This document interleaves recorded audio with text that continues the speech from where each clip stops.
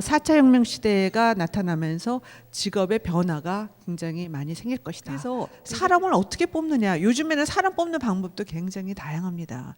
기업에게 인재는 희망이다라는 얘기를 많이 합니다. 사람뿐이 없다. 그래서 CEO는 CINO가 돼야 된다. 사람을 항상 그 배려하고 관리하시고 관심을 갖는 CINO가 돼야 된다.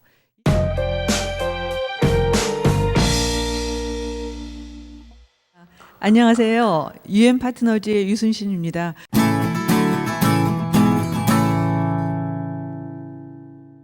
UN 파트너즈는 UN 산하기관 아니고요. 인사 전문회사입니다.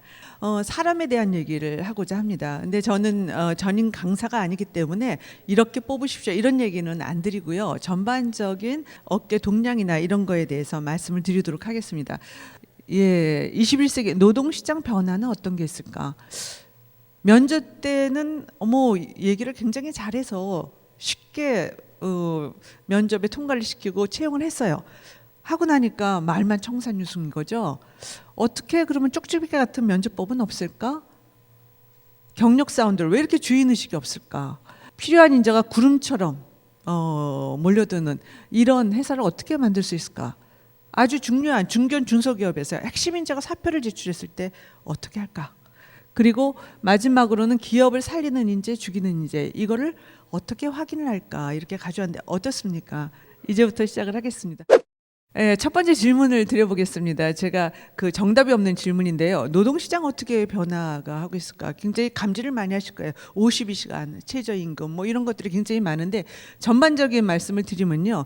가장 많은 변화는 새로운 회사들이 나타나면서 인재에 대한 관심도가 굉장히 높아진 거죠. 그래서 이 페북이나 아마존이나 엔비디아나 이런 회사들이 불과 20년도 안 된 회사인데 어떻게 이렇게 전 세계 시가총액이 높고 그리고 전 세계를 흔들고 있을까?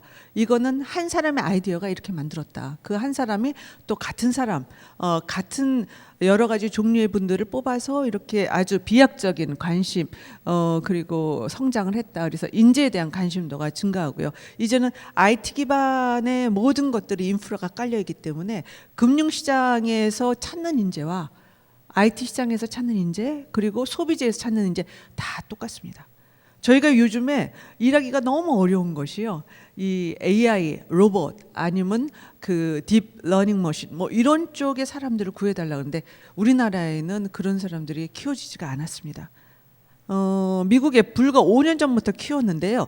그쪽 시장에 있는 분은 우리나라에 모시고 오려면 어마어마한 가격을 줘야 됩니다. 이런 회사가 우리나라에 몇 개나 되겠습니까?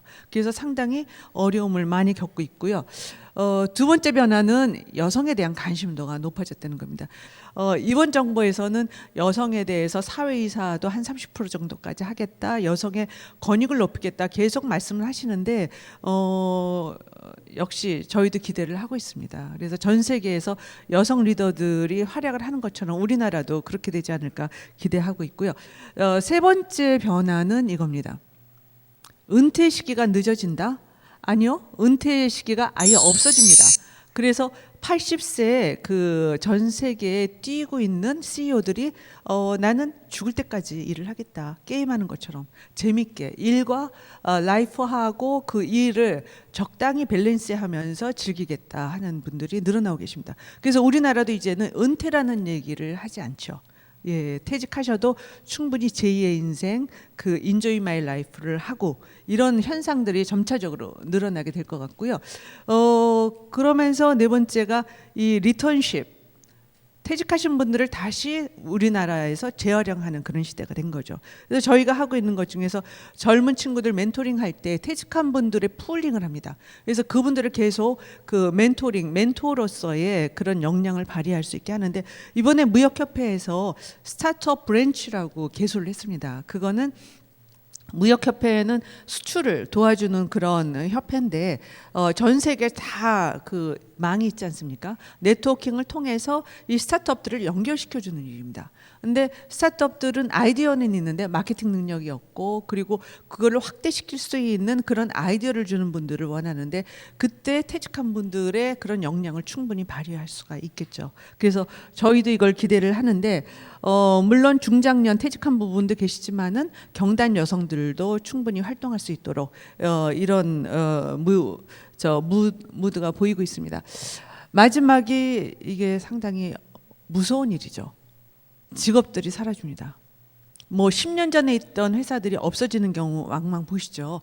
앞으로 10년 후에 없어지는 직업들입니다. 물론 그 무인 자동차 시대가 되면은 기사님들이 없어지겠죠. 예. 그리고 요즘에 벌써 금융권에서는 펀드 매니저의 역할이 많이 없어지고 있고요. 리서처의 역할이 없어지고 있습니다. AI가 몇 분 만에 다 해버리니까요. 그래서 이렇게 없어지는 직업, 그런데 반대로 또 나타나는 직업들이 있습니다. 사람과 대면하는 이런 직업들은 앞으로 계속적으로 더 활발하게 발달을 하게 되고요. 4차 혁명 시대가 나타나면서 직업의 변화가 굉장히 많이 생길 것이다. 그래서 가장 무서운 시나리오는 인류를 지배하는 로봇, 인공지능입니다. 아이언맨에 등장하는 인공지능 자비스는 주인공의 든든한 집사입니다. 예, 영화 속 장면들이 막 나타나고 있습니다. 이럴 때 지금 앞으로 변화하는 게 이거죠. 학력이 파괴가 됩니다. 예. 그리고 성별이 파괴가 되고 나이, 인종 이런 것들이 전부 다 파괴가 되는 시대가 왔다. 그래서 사람을 뽑으실 때도 우리 회사에는 몇 살 정도 되는 분이 임원인데 이런 생각 이제 하지 마시고요. 여자가 과연 가능할까? 그리고 해외에서 좋은 인재들이 있을 때는 또 들어올 수도 있고요. 이런 파괴되는 시대가 온다라는 말씀을 드리겠습니다. 두 번째 그 질문, 누가 진짜인지일까요? 예, 정말 회사 내에서 누가 진짜인지일까요? 거기 답변을 드리기 앞서에 조선시대에도 헤드헌터가 있었을까요? 있었다고 생각하십니까? 세종대왕께서 그 상당히 사람을 잘 골라 쓰셨다고 했죠. 과연 있었을까요? 제가 찾아봤습니다. 그런데 어떤 신문사에서 이걸 냈더라고요. 조선시대에도 헤드헌터가 있었다. 그 시대, 옛날 시대에도 사람에 대한 고민은 많이 있었던 것 같아요. 인조시대인데요. 여기에 보면은 뒤에 그 아전의 이름이 작은 글씨로 써 있대요. 이 정보하고 예전에는 그 도시 그 뭐라 그럴까요? 수도하고 그 경상도 전라도 이쪽 굉장히 멀잖아요. 그래서 평소에 본인이 좀 관직을 갖고 싶다 하는 분들은 미리미리 이 아전한테 얘기를 해서 본인을 알렸다 그럽니다. 나는 이런 일을 하고 싶다. 뭐 이런 식으로 해서 그래서 그 당시에도 돈을 받고 이런 일을 하고 있는 사람이 있었다는 게 상당히 재밌는 일이죠. 예. 그러면은 인재 우리 회사에 정말 그 인재는 무엇일까 할 때 똑똑한 사람을 인재라고 하시겠습니까? 적합한 사람을 인재라고 하시겠습니까? 예, 제가 2000년 초기에 국내 기업에 가면은 사람을 뽑아달라. 어떤 사람을 원하십니까? 그러면은 그런 사람 말고 우리 회사에 잘 맞는 사람. 그것도 좀 어렵습니다. 좀 풀어서 얘기해 주시죠. 그러면 신원서판이었습니다. 학교 좋고 언변이 좀 잘하고 그리고 그거에 더 나아가서는 집안의 어르신들이 좋은 직업을 가진 이런 분들을 원하셨습니다. 근데 지금은 안 그렇죠. 적합한 사람들을 많이 합니다. 그래서 학력이나 이런 게 본인 회사나 뭐 여러 가지 안 맞으면은 빨리 그만두거나 회사 내에서 문제가 생기는 경우가 굉장히 많이 있죠. 그래서 저희가 인터뷰할 때 이런 여러 가지의 업적과 성과, 이상과 전략, 뭐 고객 지향성, 도전 극복 의지 뭐 이런 것들에 대해서 판단을 해서 여기에 대한 어떤 레이팅을 하게 되는데요. 요즘에 더 중요한 거는 이겁니다. 업적. 석세스 스토리가 뭐가 있냐. 그래서 요즘처럼 어려울 때 도전 극복 의지가 또 얼마나 있고 그래서 개척 정신 또 한편으로는 창의력 이런 것들에 대해서 판단을 하는 그런 인터뷰 질문지가 있습니다. 이래서 굉장히 좋다. 우리하고 기업 컬처도 잘 맞고 하니까 이 사람을 뽑아야 되겠다. 그래서 단박에 뽑으시면 될까요? 아주 위험하죠. 왜냐? 사람들은 본인의 속마음을 얘기를 안 합니다. 인터뷰 볼 때 최선을 다해서 얘기를 하기 때문에 그거를 판단할 수가 없습니다. 그래서 반드시 두 번째 하셔야 될 게 이건데요. 11.5%. 이 숫자가 어떤 의미를 가질까요? 허위 기재율입니다. 근데 우리나라가 신용사회인데 무슨 허위 기재? 천만의 말씀입니다. 대기업도 신입사원이 허위 기재를 한다 하는 퍼센테이지가 30%가 됩니다. 어떤 부분들이 이렇게 허위를 기재를 할까? 예, 조금 더 보겠습니다. 학력 위조가 상당히 많습니다. 특히나 해외에서 공부를 했다 그러면은 반드시 확인하셔야 되고요. 경력 위조는 뭐 경력 위조를 할까? 이게 아주 간단하거든요. 그러니까 본인이 다녔는데 한 3, 4개월 다녔는데 이거는 얘기하면은 불이익을 받을 것 같다. 이거 빼버립니다. 그 주위에 있는 분들한테 평판 조회를 할 경우에는 나하고 이분하고 좀 이익 관계가 어떻게 되지? 그리고 평소에 좋은 관계면 좋다고만 얘기를 합니다. 그래서 너무 좋다고 얘기하는 것도 다 빼버리셔야 되는데요. 또 굉장히 한번 싸움을 했어요. 그럼 그분에 대해서 아주 나쁜 얘기를 많이 합니다. 이 평판 조회가 그냥 하시는 게 아니라 꼭 상사한테는 로열티, 충성심을 확인하시고요. 동료는 팀워크를 합니다. 예, 같이 일했을 때 얼마나 시너지가 나느냐. 부하 직원한테 리더십 확인할 때 최고입니다. 부하 직원들한테 어떤 리더입니까? 하면은 제일 먼저 그 리더님은 밥 한 번 안 삽니다. 이런 얘기 많이 합니다. 요즘 직원들이 밥을 같이 먹는 상사가 드물다는 얘기를 많이 하더라고요. 그리고 학교는 학력 말씀드렸죠. 외부 모임에서는 임원 이상을 뽑으실 때는 앰버서더 역할을 얼마나 하는가 그걸 확인하실 수 있고요. 거래선에서는 투명성 확인하기 최고입니다. 그 2000년 그 IMF 때 기업들이 사람을 내보내고 싶은데 이 방법이 없잖아요. 그래서 저희 거래선 이거를 한번 같이 했었습니다. 그러니까 거래선한테 강자한테는 약하고 약한 사람한테는 강하고 뭐 골프 접대라든지 그 금품을 요구하는 이런 것들이 나오면 전부 다 파이어의 대상이 됐습니다. 그래서 거래선 확인까지. 그래서 여기에서 몇 가지가 나오면 아무리 좋더라도 절대로 뽑으시면 안 됩니다. 직업 윤리상 문제가 되는, 그러니까 경력을 부풀렸다든지 아니면은 그 주위 사람들한테 너무 비난을 많이 받는다든지 이렇게 몇 가지가 나오면은 절대로 그분을 뽑으시면은 안 된다는 말씀을 드리죠. CEO님들도 마찬가지입니다. 요즘에 CEO 리스크가 이 갑질로서 얘기가 되는데 매스컴에 나오면은 젊은 친구들이 그 기업 문화가 문제가 있습니다. 안 갑니다. 이런 얘기 많이 합니다. 그래서 CEO분들께서도 이런 리스크에 대해서 굉장히 조심하셔야 되는데요. 좋은 사람이 좋은 회사를 만들고요. 행복한 사회를 만든다고 생각합니다. 제가 대략 한 30년 정도 이 업에 종사를 했는데 그 회사가 건강한 회사는 결국은 꽃을 피워서 상당히 큰 회사가 되고요. 문제가 있는 애 항상 덜그덕덜그덕거립니다. 그래서 사람을 어떻게 뽑느냐. 요즘에는 사람 뽑는 방법도 굉장히 다양합니다. What's your management style? Passionate. Passion. And what's your biggest weakness? Being stubborn. Stubborn, I think.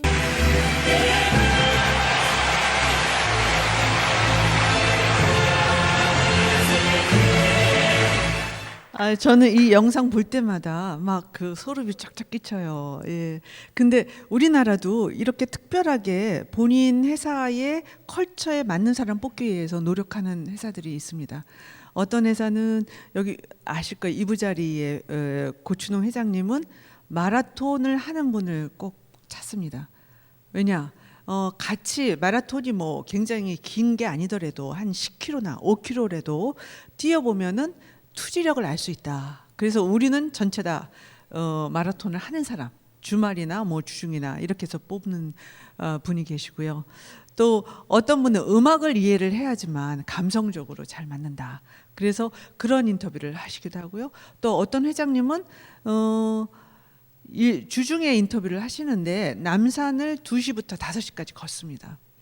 그래서 천천히 걸으면서 개인에 대한 생각도 듣고 딱딱한 자리가 아닌 거죠.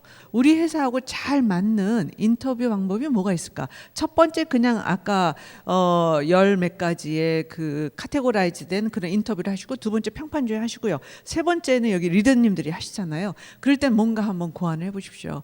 그래서 여기 계신 리더님만의 그 인터뷰 기법, 어떤 컬처, 기업에 맞는 그거를 고안하시는 것도 좋은 방법이실 것 같습니다.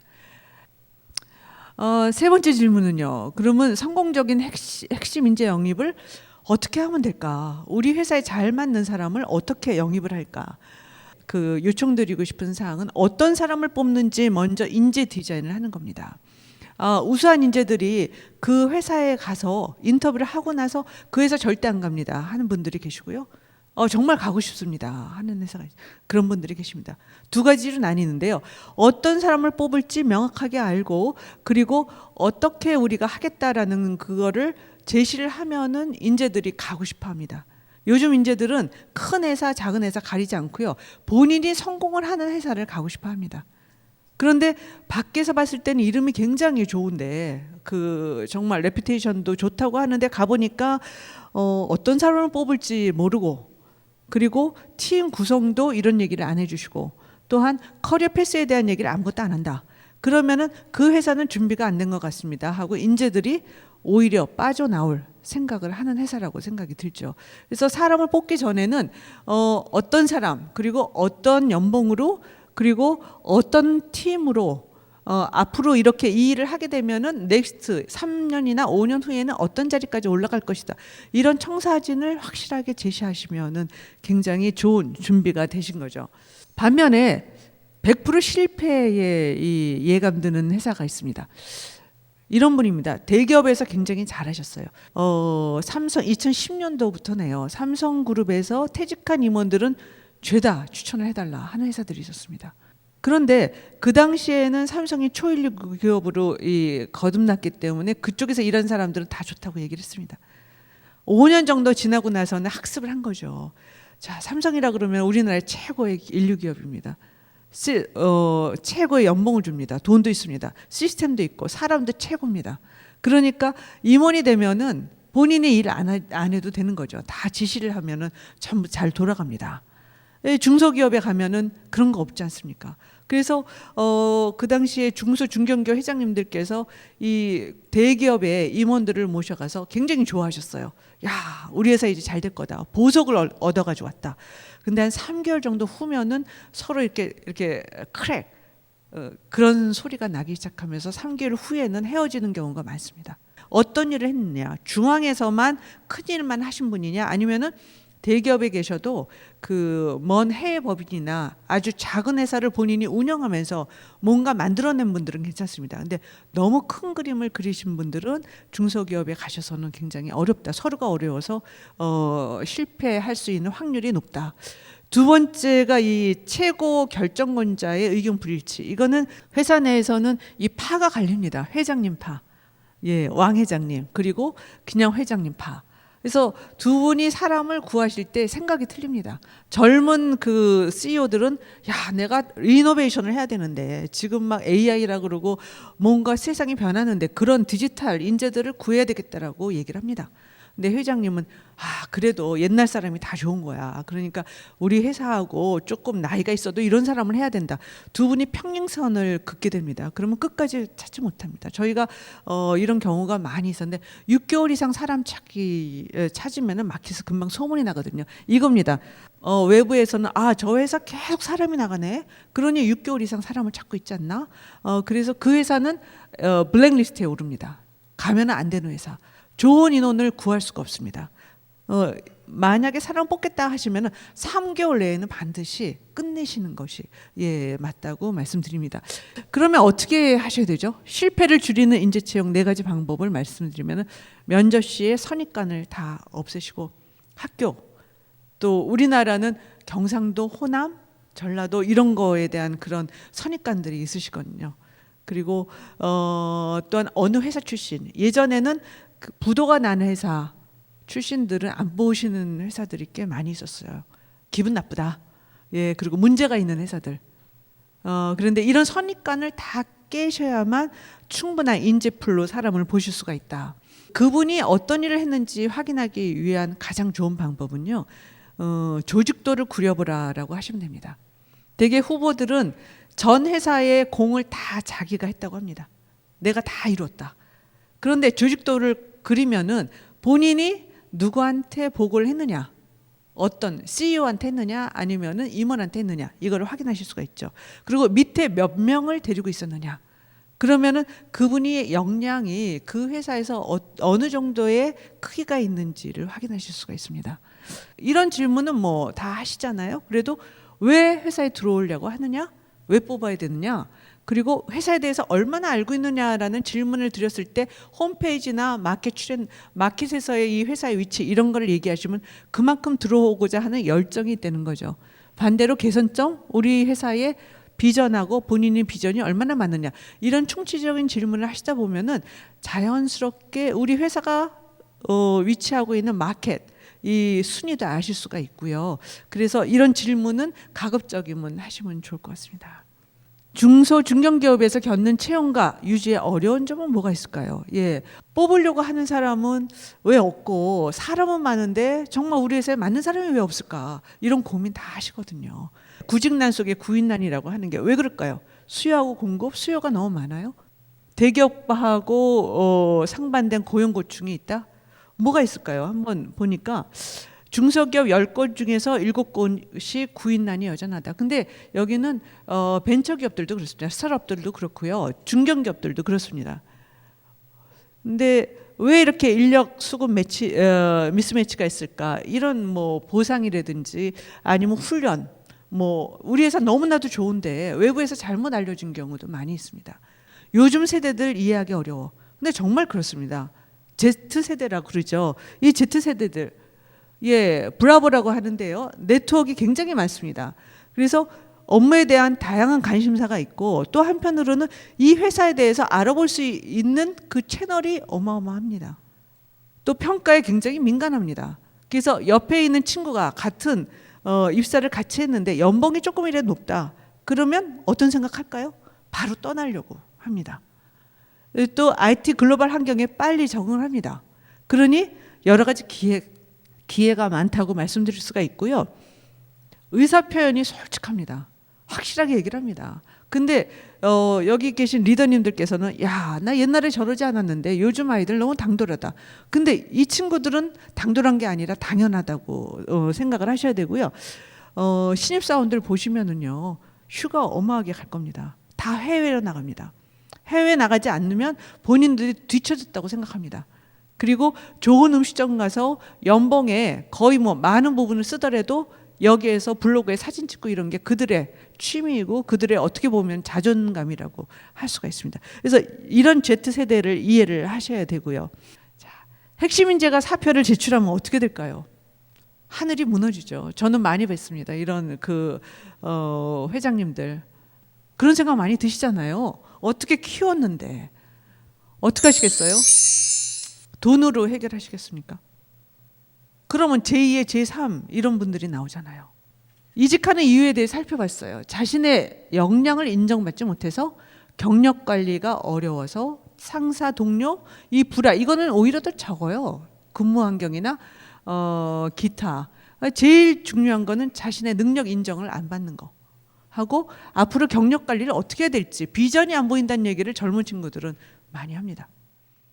이직 결심한 직원 붙잡기 할 때 확률은 50%예요. 50%지만은 트라이 해보셔야 되죠. 만나서 얘기하셔야 되죠. 왜 떠나려고 그러냐? 그리고 그러면 내가 해소를 해줄게. 연봉이 문제야? 그러면 중소기업 때 스탁옵션이나 뭐 여러 가지 기회를 주시면 되죠. 아니면 누군가하고 너무 불화가 심해? 다른 부서를 옮겨주시면 되잖아요. 이런 식으로 해서 뭔가 해소를 해주세요. 그리고 그 새로운 청사진에서 그래도 떠난다 그러면 어떻게 하시겠습니까? 놔주셔야죠. 뭐 방법이 없습니다. 대신 이런 얘기 하시면 됩니다. 다시 돌아와. 언제든지 너 책상 그대로 놔둘게. 그리고 당신한테 우리 회사 소식지를 계속 보내줄게. 언젠가 우리 다시 만날 거야. 진짜 그런 사례들이 몇 가지 있습니다. 예, 나간 분들이 우리 회사가 옛날 회사가 훨씬 더 좋았는데 대기업 가 보니까 이게 소모적인 일만 하고 있네. 나는 먼저 회사에 가서 우리 회장님하고 사장님하고 배짱 맞춰서 한번 키워보겠어. 이렇게 돌아오신 분들이 꽤 있습니다. 마지막 질문 드릴게요. 인재 확보 유지하기 위해서 리더의 역할은 뭐가 있을까요? 가장 큰 역할은요. 기업에게 인재는 희망이다라는 얘기를 많이 합니다. 사람뿐이 없다. 그래서 CEO는 CEO가 돼야 된다. 사람을 항상 배려하고 관리하시고 관심을 갖는 C 인호가 돼야 된다. 인재가 없다고 한탄하지 말고 직접 찾아나십시오. 그래서 다국적 CEO들은요 어디를 가든지 사람들을 유심히 살펴봅니다. 성과가 있는 곳에는 확실하게 보상을 하셔야죠. 요즘 젊은 세대들 말씀드렸죠. 보상에 민감하다. 그렇기 때문에 회사에 어떤 틀을 마련하셔서 보상 부분에 대해서 충분히 납득을 시키시고요. 그리고 학습 있는 조직 문화. 우리 회사에 있으면은 공부도 많이 하고 뭔가 미래를 제시할 수 있다는 이런 비전을 주시는 것도 상당히 중요하다. 사람 선별하는 게 너무나도 중요하고 어려운 일이긴 합니다만 최상의 리더십은 유능한 직원한테는 계속 칭찬해 주시면서 기회를 주셔야 되겠죠. 반면에 무능한 직원한테는 다른 기회를 주시거나 아니면은 뭔가 대화를 해서 해결을 하셔야 되죠. 여기 보시면은 그 병든 병아리를 지금 집어내고 있습니다. 직원 중에서 불평불만이 많다. 예, 그런 직원들하고는 상담을 하셔야 됩니다. 이런 병아리 한 마리가 병이 들면은 순식간에 다른 병아리들이 다 병이 들게 마련입니다. 그래서 본인보다 나은 사람을 쓰는 거, 그들의 능력을 극대화시키는 리더님들, 예, 여기가 최상의 인재 관리의 비법이라고 말씀을 드릴 수가 있습니다. 그래서 내부에서 인원들도 발굴을 해서 쓰셔야 되지만 외부의 좋은 인율, 우리가 지금 키우면은 굉장히 시간이 많이 걸린다. 그러면 외부 인원들도 과감하게 영입하시는 것도 방법 중에 하나고요. 예, 그래서 이제는 CEO는 노하우에서 노후, 누가 진짜 인재냐, 우리 회사에서 정말 나랑 같이 배짱 맞춰서 갈 수 있는 사람은 누구고 우리의 적군은 누구고 아군은 누군가 판단하시는 게 굉장히 중요한 사안 중에 하나라고 말씀드립니다. 질문이 있으면 받고 끝내도록 하겠습니다.